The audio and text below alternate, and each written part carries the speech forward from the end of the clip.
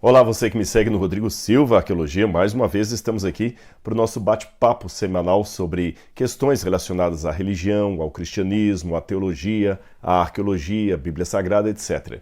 E o tema de hoje é sobre a lei da atração. Muita gente tem feito essa pergunta aí nas redes sociais, o que eu acho disso, como é que funciona, se não funciona, qual é a posição que um cristão deveria ter em relação a esta modalidade de desenvolvimento emocional, espiritual. Então eu resolvi fazer um vídeo sobre esse quesito aqui, apresentando como eu entendo à luz da Bíblia Sagrada, tá bom? Se você não é inscrito no canal aqui, já está o meu convite para que você se inscreva, ative o sininho de notificações, assim sempre que eu apresentar alguma coisa nova você vai ficar sabendo. Se gostar do conteúdo, deixe o seu like, seu comentário é muito bem-vindo. E também quero convidar para que você seja meu aluno no curso A Bíblia Comentada com Rodrigo Silva. Toda semana nós temos uma aula sobre a Bíblia Sagrada, desde o Gênesis até o Apocalipse, não apenas eu, mas vários amigos que estão ali participando, vários teólogos, e aí você vai ter um bom conhecimento da Bíblia que não é em nada inferior ao que você teria se fosse aluno de um curso regular de bacharelado em teologia reconhecido pelo MEC, tá certo? Então vou deixar aqui depois do vídeo o link para que você possa se inscrever nesse curso e a gente se encontra na próxima aula. Vamos falar um pouquinho então sobre a lei da atração.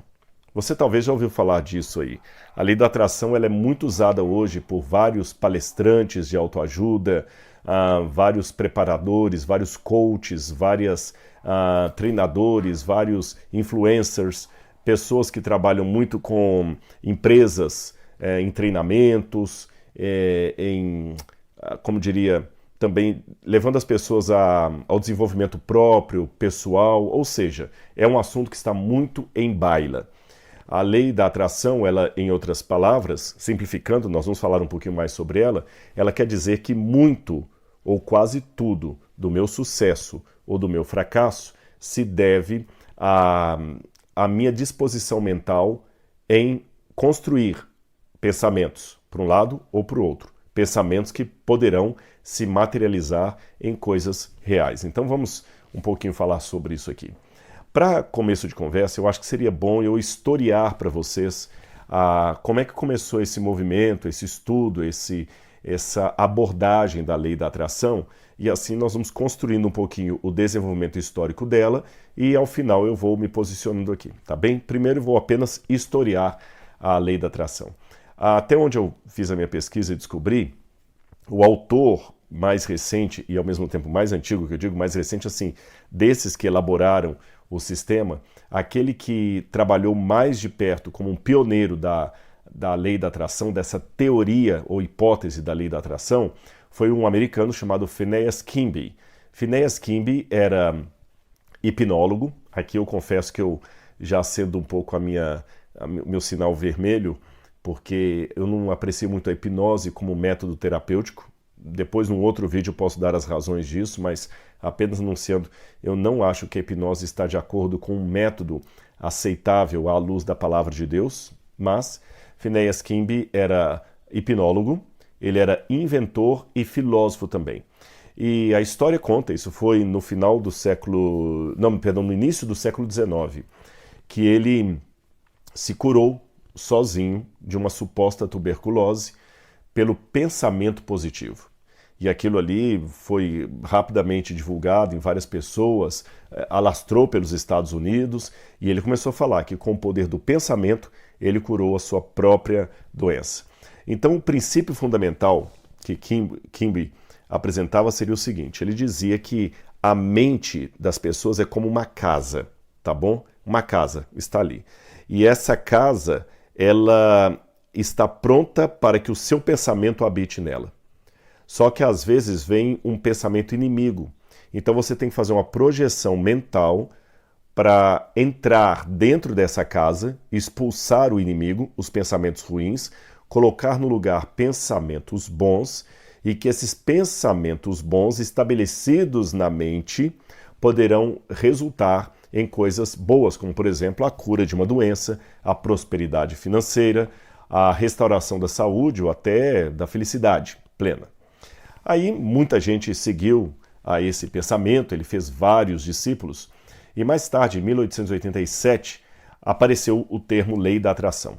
Não foi bem ele que usou o termo, ele criou o conceito, mas a expressão lei da atração só vai aparecer mais tarde. E aí vem aparecer pelo nome, pela obra de uma outra autora espiritualista, que eu também tenho reservas, Helena Blavatsky. Helena Blavatsky era uma mulher que era uma mistura de médium com vidente, e ela falava muito sobre o poder existente entre os elementos físicos e o espírito.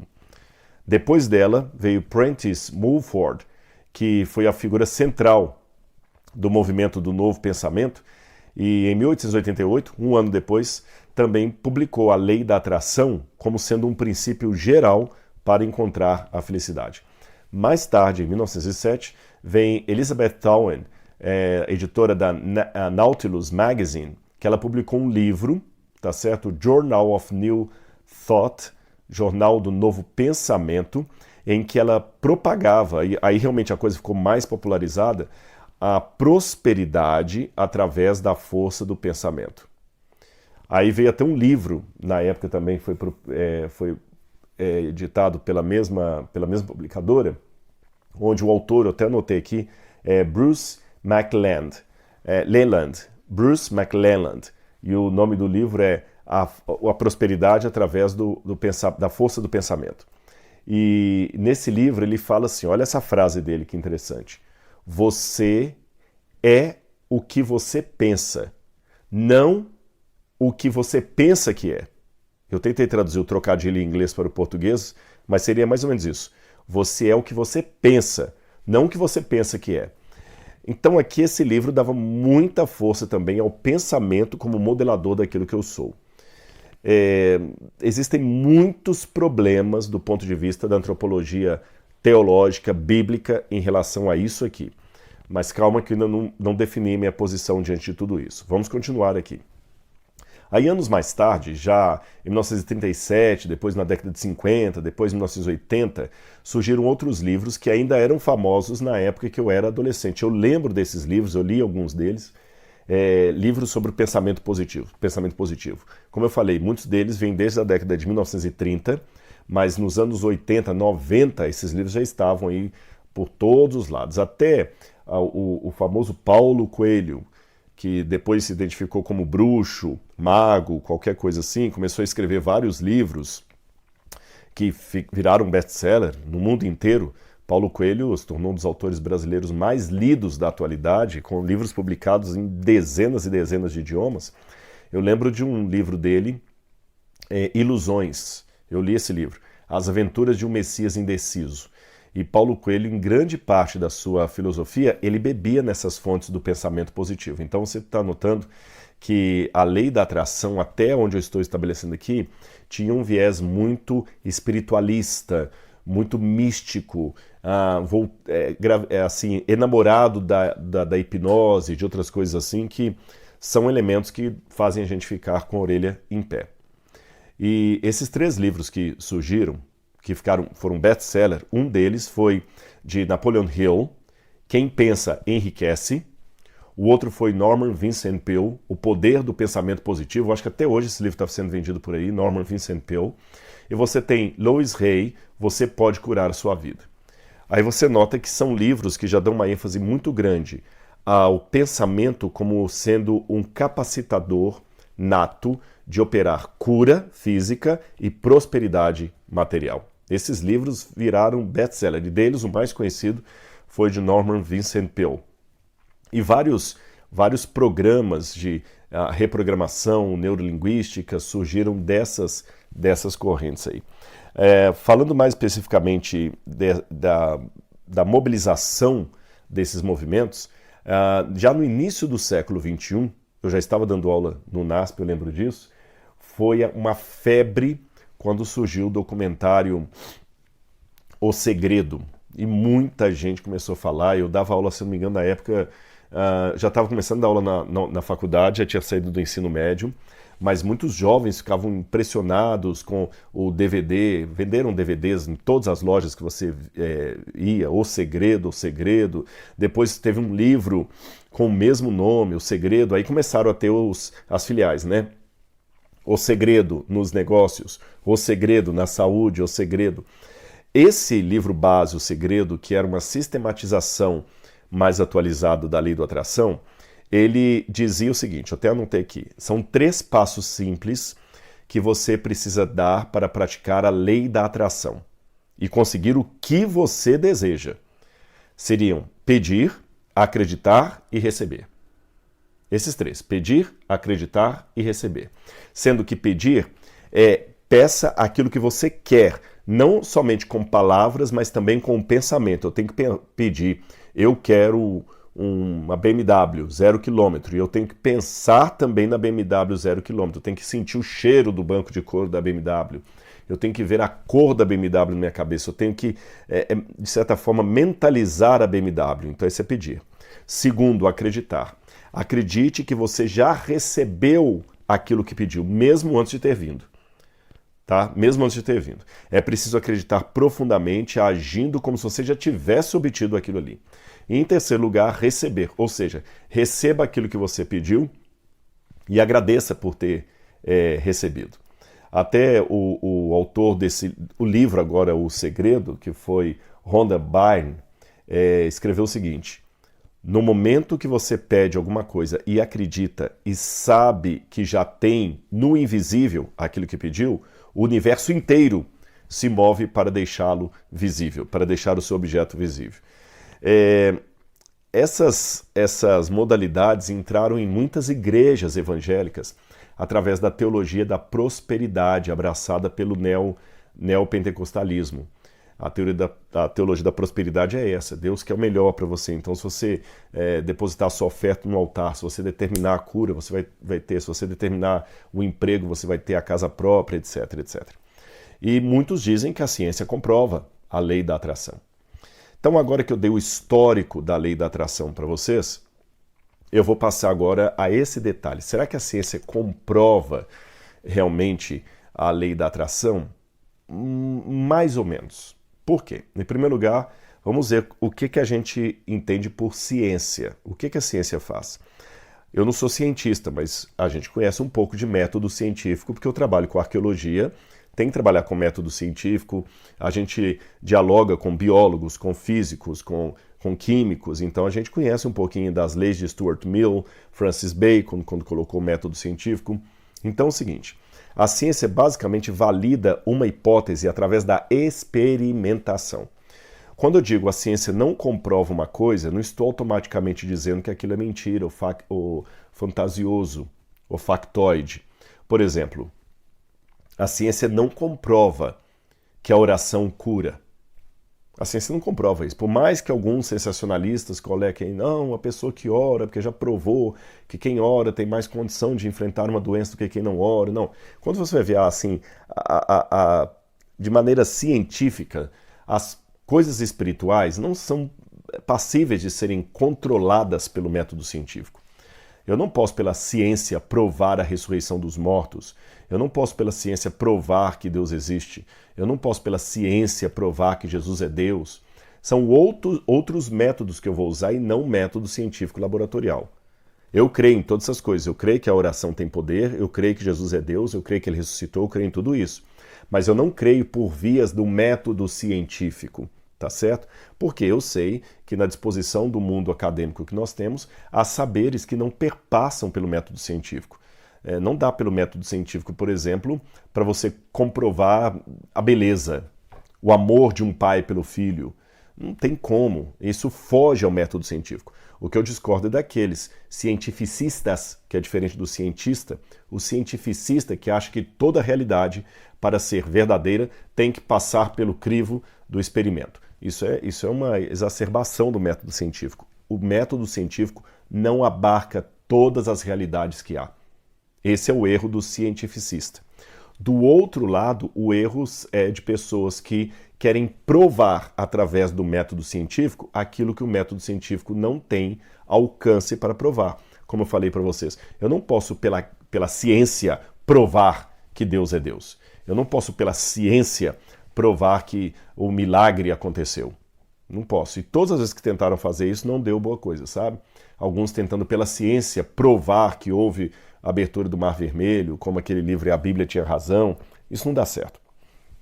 Então, embora eu acredite que algumas coisas da lei da atração sejam verdadeiras, eu acho que é uma forçação de barra dizer numa palestra, ou numa ajuda, ou num documentário, ou numa entrevista, ou mesmo numa conversa pessoal, que a ciência comprova o método da lei da atração. Não, é forçar o método para além do que ele fez.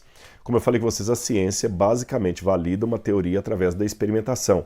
E para que um estudo científico seja levado a sério, são muitas normas a serem seguidas. É necessário observar o fenômeno, desenvolver uma hipótese para explicar aquele fenômeno, quantificar aquele fenômeno através da sua repetição, se ele é falseável ou não, se eu posso fazer uma comprovação, uma contraprova para ver se aquilo funciona ou não, coletar dados que estão relacionados ao fenômeno estudado, validar ou não a hipótese. E, como eu disse, quando eu vejo esses critérios, a hipótese da lei da atração não foi validada e não existem estudos científicos reconhecidos que comprovem a lei ou a teoria da lei da atração, tá bom? Muitos autores falam a respeito da lei da atração e apresentam. Olha, esse indivíduo aqui, por exemplo, ele tinha câncer. Ele colocou na cabeça que ia ser curado e foi. Esse outro indivíduo aqui, ele estava pobre. Ele colocou na cabeça que ele ia ser milionário e ele foi milionário. Mas, de qualquer maneira, por mais fantásticos que sejam esses testemunhos, eles são casos isolados. Eles não servem para uma averiguação científica de repetição, de contraprova, de falseabilidade, de estatística mapeada. Não existe isso. Então, se houver um experimento científico que comprova a lei da atração, ele ainda não foi publicado nos jornais realmente indexados, tá bom? E alguns que já falaram, olha, está comprovado, quando você vai ver, não é bem aquilo ali que está sendo dito. Aí a física quântica, muita gente falando, mas a física quântica provou a lei da atração. Na verdade, não. A física do século XX, eu até anotei aqui para não cometer nenhum erro, que eu peguei vários artigos aqui de física quântica. A física do século XX, ela mostrou que a matéria e a energia são intercambiáveis. Isso aqui ficou claro. Os processos radiativos, onde os núcleos atômicos instáveis decaem, como é o caso do carbono 14, ele decai e começa a emitir radiação, ele necessita desse ingrediente, a radiação medida, para que a energia não seja criada do nada.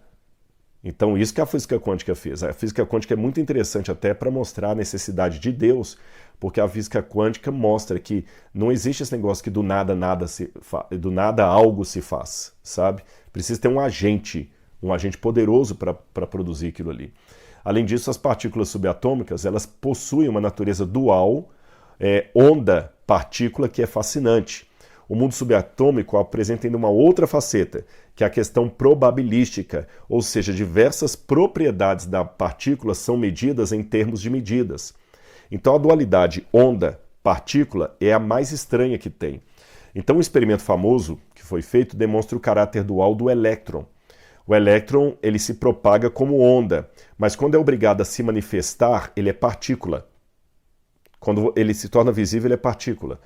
Então entenda aqui que essas manifestações se dão através de observações, mas eu vou colocar entre aspas essa palavra observação, de que nada mais são do que algum tipo de medição. E aí abre-se espaço para uma grande confusão linguística envolvendo não só o conceito de observação, como também de vibração e energia. Eu vou explicar para você. O Chopra, que é um autor indiano muito famoso, que escreve sobre a lei da atração, ele é um desses que ele mistura a palavra observação no sentido de interação subatômica com observação no sentido de alguém que vê alguma coisa. Quando os físicos quânticos falam da observação que altera a interação subatômica, ele não está falando observação de alguém observar. Não é que você observa e a coisa modifica. Tá certo? Os defensores da lei da atração chegam ao ponto de dizer que, pela física quântica, a consciência que cria a realidade. Mas não é isso o que os especialistas em física quântica dizem. Vou dar um exemplo para vocês. Tem um autor, aliás, tem até um experimento que eu notei aqui, ele está em algum lugar que eu quero mostrar para vocês. Esse experimento mostrou que não é a observação que muda a realidade. Eu vou dar um exemplo para vocês. Foi o experimento do Quantum Healing, a cura quântica. O Chopra descreve como sendo aquilo que eu falei, que a consciência cria a realidade. Mas o experimento, na verdade, o experimento não foi esse. Esse Quantum Healing é o nome que o Chopra deu. Mas o experimento que foi feito desmentiu esse pressuposto do Chopra. O experimento, eu tenho os artigos científicos todos aqui, ele diz o seguinte, olha, eles queriam fazer uma medição envolvendo a previsão teórica da chamada desigualdade de Bell. Desigualdade de Bell. E essa desigualdade de Bell dependia crucialmente de um arranjo de grupos de detectores de partículas. Então eles tinham que detectar a partícula para poder medi-la. Essa é a questão. Então, quer dizer, precisava de uma observação no sentido de alguém que vê. Você precisa detectar a partícula. Só que para garantir que os equipamentos não fossem influenciados por alguma coisa presente nas imediações, era importante que os detectores vissem sinais que ninguém tinha observado antes. Então eles usaram para isso um arranjo de detectores para medirem sinais que chegavam de estrelas que estavam 600 anos-luz de distância da Terra. Então aqueles detectores seriam os primeiros a detectar aquilo ali, sem que ninguém pudesse ver antes. Ou seja, esses sinais passaram 600 anos viajando pelo espaço, sem nenhum tipo de contato com o que acontecia aqui no sistema solar, tá bem? Aí a mecânica quântica funcionou conforme o predito, perfeitamente, a despeito da total ausência de interferência humana, a não ser, é claro, que alguém tenha previsto esse experimento pelo menos 600 anos antes dele aparecer, o que não foi o caso. Então esse experimento aqui foi interessante, do desigualdade de Bell, porque ele contraria o que Chopra diz a respeito do Quantum Healing, que a consciência cria a realidade. Então aqui eu acredito que os defensores da lei da atração, eles acabam forçando um pouco, exagerando a questão. Existe até um livro, Believing in Magic, do psicólogo americano Stuart Weiss, que ele aponta que um dos principais determinantes de crenças em superstições abro aspas, o desejo universal do ser humano por autonomia e controle. Autonomia e controle. Nós queremos ter controle e autonomia. Isso é uma coisa até interessante de se avaliar do ponto de vista psicológico. Bom, e existem também outros estudos apontados, isso aqui foi interessante, um deles no Journal of Marketing e o outro no livro Smile or Die, de Barbara Ehrer, e esse livro e esse journal, eles fizeram um estudo com várias pessoas que foram adeptas ferrenhas de alguns métodos da lei da atração, e elas se tornaram até o contrário, depressivas, adquiriram síndromes depressivas, porque como elas não conseguiram materializar aquilo que programaram na mente, elas acabaram entrando numa situação assim de bloqueio de emoções, de fingimento de emoções, e os estudos psicológicos mostrados aqui perceberam até que, pelo contrário, até algumas coisas ruins são boas que aconteçam, porque nos fazem amadurecer. Agora, veja bem, com base no que eu falei aqui, se eu terminasse o vídeo nesse momento, você ia falar assim, Rodrigo, então tá bom, vou rasgar agora tudo que fala da lei da atração e vou jogar no lixo e não tem nada a ver. Calma, não é bem por aí. Eu acho que nós devemos ter precaução por várias razões. Letra A. Eu sei que a sistematização de grande parte da lei da atração começou com alguém que era espiritualista, hipnólogo, e fora Helena Blavatsky, que era mística, aquela coisa toda, mas eu tenho que levar em consideração que muitas das coisas errôneas são deturpações das coisas verdadeiras. Então, se eu agora pegar tudo que é pagão, tudo que é errôneo, e com base nele cancelar tudo que é parecido, eu vou cancelar a verdade também, porque o errôneo, ele mascara a verdade. Se porque apareceram no mercado algumas notas falsas de $100, eu rasgar toda a nota de $100 que aparecer na minha mão, estou sendo louco. Não é porque tem notas falsas de $100 que eu vou sair rasgando toda a nota de $100, não querendo recebê-las, porque existem notas falsas. Não. Se existe a falsa, é porque existe a verdadeira. O que eu tenho que ter aqui é a sabedoria, no caso espiritual, de reconhecer uma nota verdadeira e separá-la de uma nota falsa, e não me deixar levar por uma nota falsa, e não recusar todas as verdadeiras só porque apareceram algumas falsas. Então, se por um lado existe o perigo, e eu vou mostrar para vocês alguns perigos ainda, de abraçar sem nenhum critério a lei do pensamento positivo ou a lei da atração, por outro lado, existe o risco de você, em ignorar por completo qualquer coisa que tenha a ver com a lei da atração, você também cair em engodos perigosíssimos. Mesmo porque, muito antes de qualquer um desses aí falar de lei da atração, eu vejo já na Bíblia vários elementos onde Deus parece assim mostrar que a mente tem uma relação muito própria com o que acontece. Paulo falou, apresentando os vossos corpos como um culto racional. Culto racional. Então eu separei algumas passagens da Bíblia aqui para vocês. 6 passagens bíblicas. Eu podia apresentar muitas outras. 7, na verdade. Mateus capítulo 11, Marcos capítulo 11, versículo 24, Jesus falou assim: portanto eu digo, tudo o que vocês pedirem em oração, creiam que já o receberam, e assim sucederá. Olha que interessante essa frase de Cristo.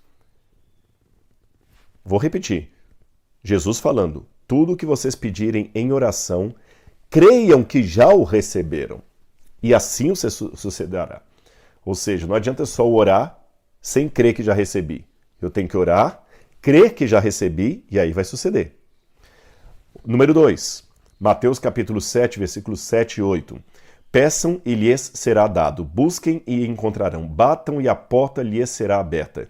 Pois todo o que pede recebe, e o que busca encontra, e aqueles que batem, a porta será aberta. Ou seja, você tem toda a disposição mental de ir atrás.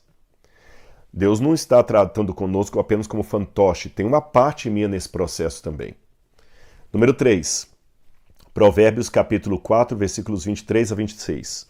Tenha cuidado com o que você pensa, pois a sua vida é dirigida pelos seus pensamentos. Está na Bíblia aqui, ó. Nunca fale mentiras, nem diga palavras perversas. Olhe firme para frente com toda confiança, não abaixe a cabeça envergonhado. Pense bem no que você vai fazer e todos os seus planos darão certo. Evite o mal e caminhe sempre em frente. Não se desvie nenhum só passo do caminho certo. Outra passagem fortíssima. Mateus 9, versos 21 e 22. Pois essa mulher dizia consigo mesma, aquela mulher do fluxo de sangue, se eu apenas conseguir tocar em suas vestes, serei curada. Jesus virou-se para a mulher e disse, alegre-se, minha filha, vá em paz. A sua fé te curou. E naquele momento a mulher se curou. Olha interessante, no grego está, a mulher se curou. Então nós vemos que, se por um lado é Deus que cura, por outro lado tem a mente da pessoa que permite a cura. Ou seja, embora o milagre pertença a Deus, eu tenho uma participação nele. A mulher se curou. Olha, isso aqui me chamou a atenção. Foi Jesus que a curou e ao mesmo tempo ela se curou. Percebeu? Parece até um paradoxo. Número 5. Romanos capítulo 12, versículo 12. É aquilo que eu falei com vocês, né?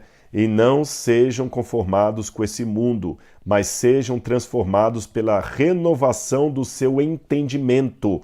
No grego está da sua mente, do seu pensamento, para que experimentem qual seja a boa, agradável e santa vontade de Deus para vocês.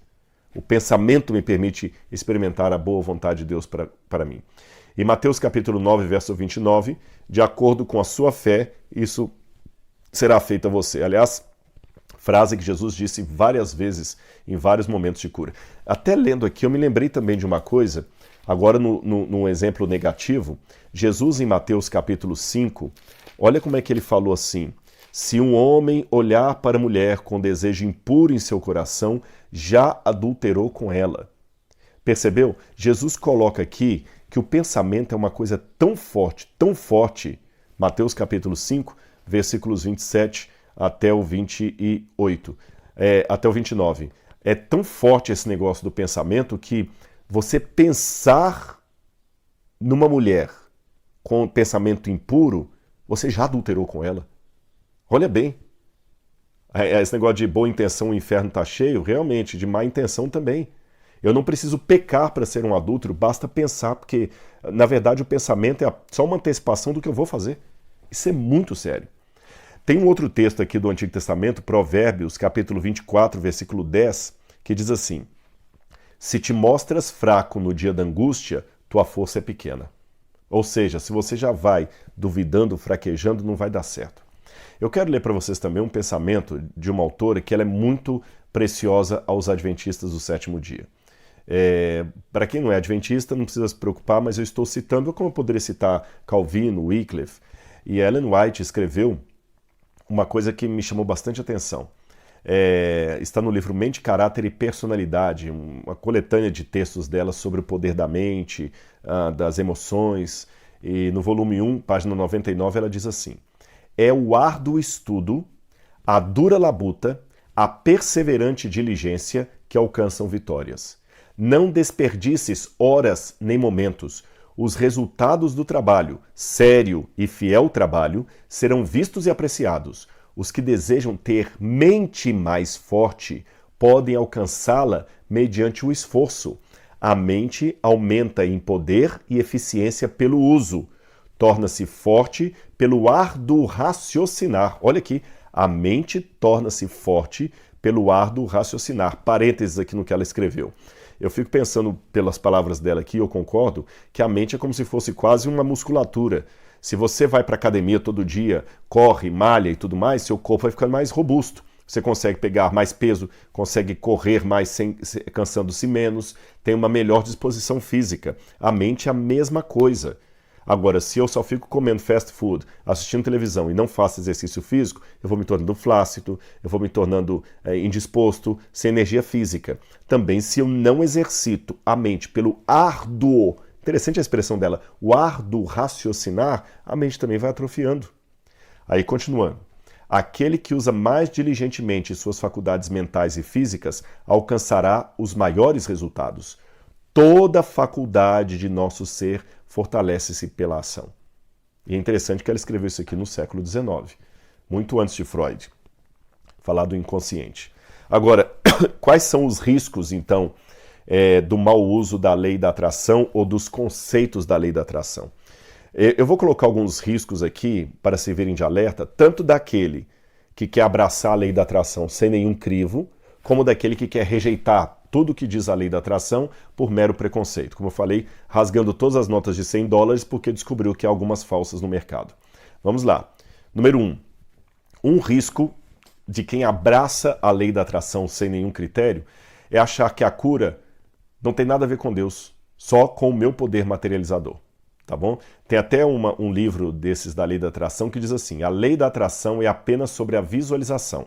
É por isso que eles dizem para criar placas de visão.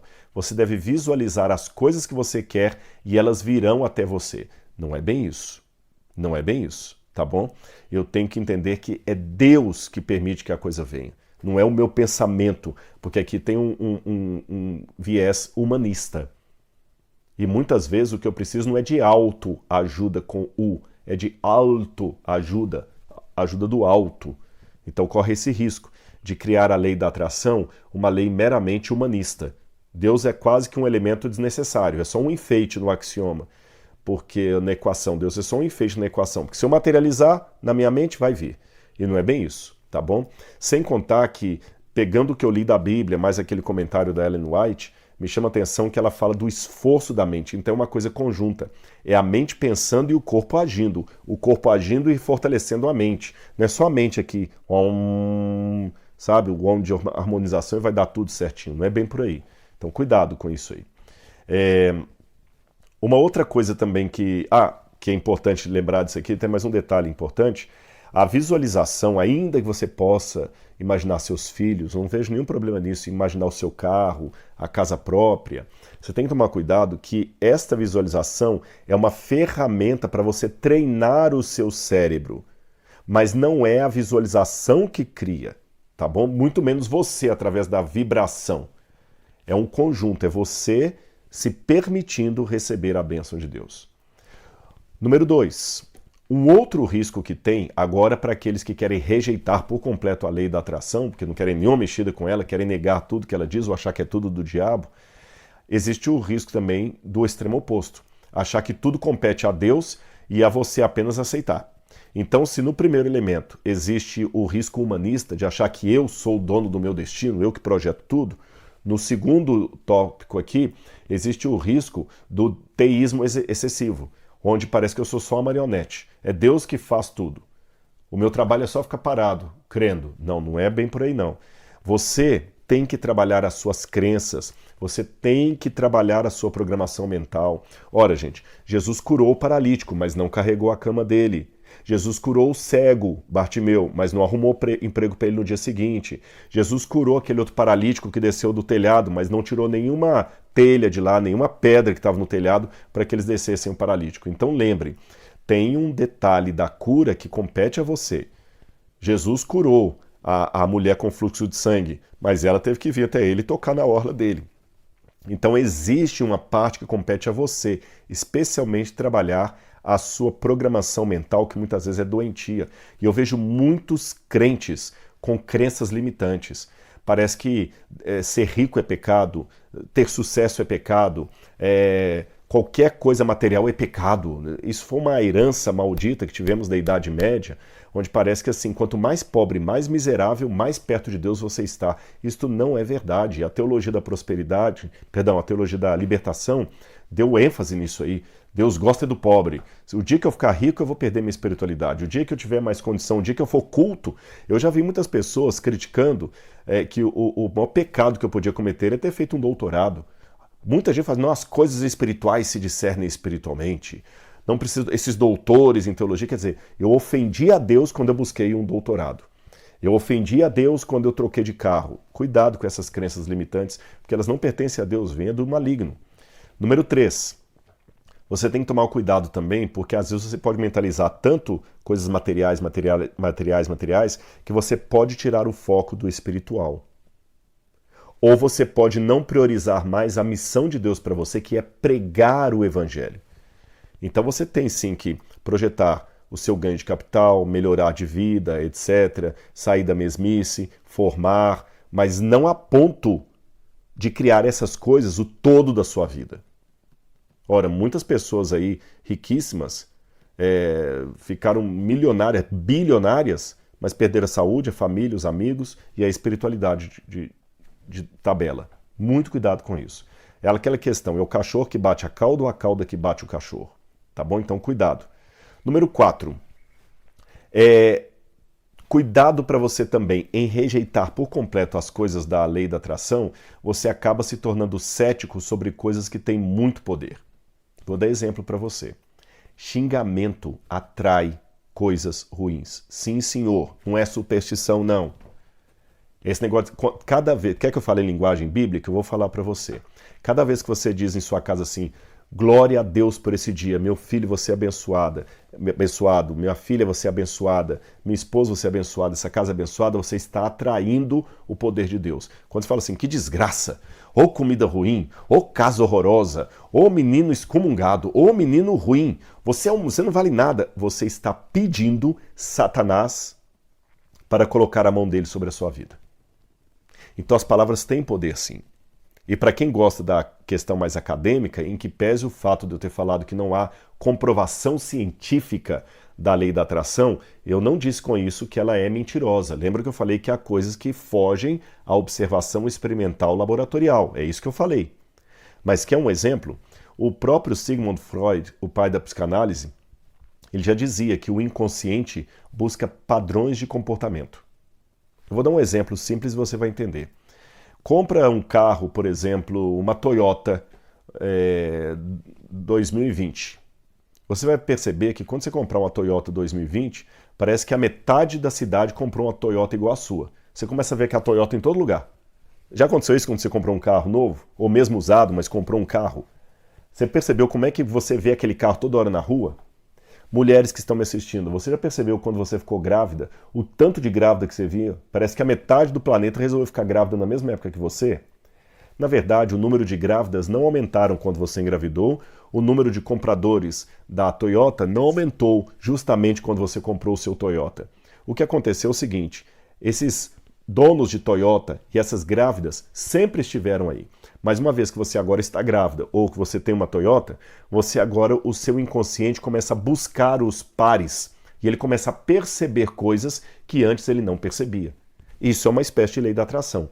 E na percepção daquilo que você não percebia antes, se você tem um pensamento por demais pessimista, você começa a perceber o pessimismo.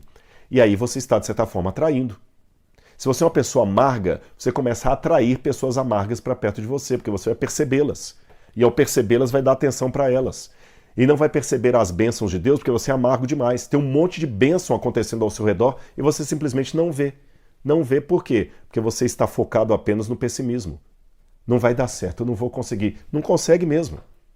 Então as bênçãos de Deus estão aí como flores para serem colhidas. E a disposição mental que eu tenho para percebê-las ou não é que vai ser a diferencial do tipo de colheita que eu estou fazendo para a minha vida. Então até faça um exercício próprio. De cada 10 pessoas que se relacionam com você, quantas são gente boa e quantas não são? Cuidado, porque se você tem uma maior parte de pessoas ruins, tóxicas que vêm se relacionar com você, o problema está com você.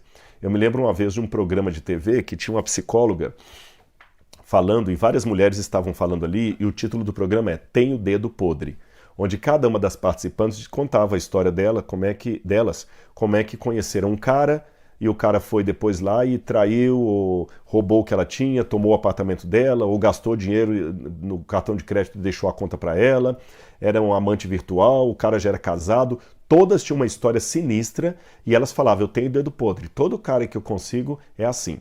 Aí a psicóloga ouvindo, depois no final a psicóloga falou o seguinte, eu percebi um ponto em comum entre vocês, 2 pontos em comum. Primeiro, todos vocês dizem que querem ter um bom homem, que a única coisa que vocês querem é um bom marido, trabalhador, honesto, que cuide da casa, e elas fazendo assim, exatamente. E observei que todas vocês não conseguiram, todos que parecem é o oposto do que vocês querem. Por quê? Vocês já notaram que todos vocês estão procurando um bom marido em balada, em noitada, em porta de boteco, domingo de madrugada? Um homem trabalhador como vocês querem não vai estar ali de madrugada, ele vai estar dormindo porque ele tem que acordar cedo para trabalhar. Então vocês têm um discurso que é diferente da ação.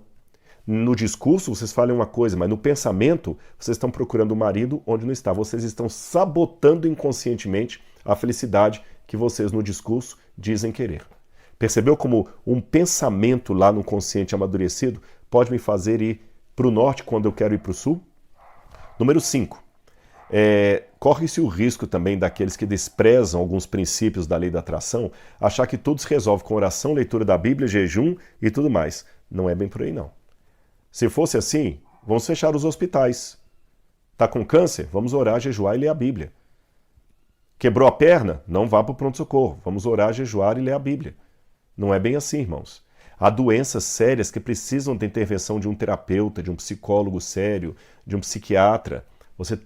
Isso não é falta de fé. Você tem que procurar terapia até para conhecer as amarras que você tem que vem desde a infância, as crenças limitantes, como eu falei. Número 6. Cuidado também para você não ser egoísta demais. A lei da atração também pode ser, então vou mentalizar o meu carro, a minha casa, a minha graduação, o meu cachorro, tudo aqui. Tá, e onde é que está o meu semelhante nesse sentido? Onde é que está o pobre? Onde é que está a pessoa que eu tenho que ajudar?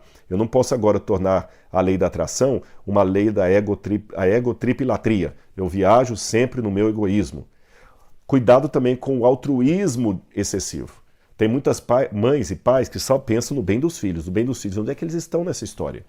Uma coisa que quem viaja muito de avião aprende é o seguinte, sempre a aeromoça diz, em caso de despressurização, máscaras de oxigênio cairão automaticamente. Retire-as do seu compartimento, coloque primeiro sobre si e depois ajude quem está do lado. E por que eles recomendam isso nas aeronaves? Porque você está com a criança do lado. No desespero a máscara caiu, a despressurização é muito rápida. Você coloca a máscara no menino, ele debate e arranca a máscara, você não vai ter força para repetir aquele processo uma segunda vez. Vai morrer você e o menino. Então há momentos na vida que temos que pensar primeiro em nós mesmos. Cuidado com o excessivo altruísmo e cuidado com o excessivo egoísmo. Número 7.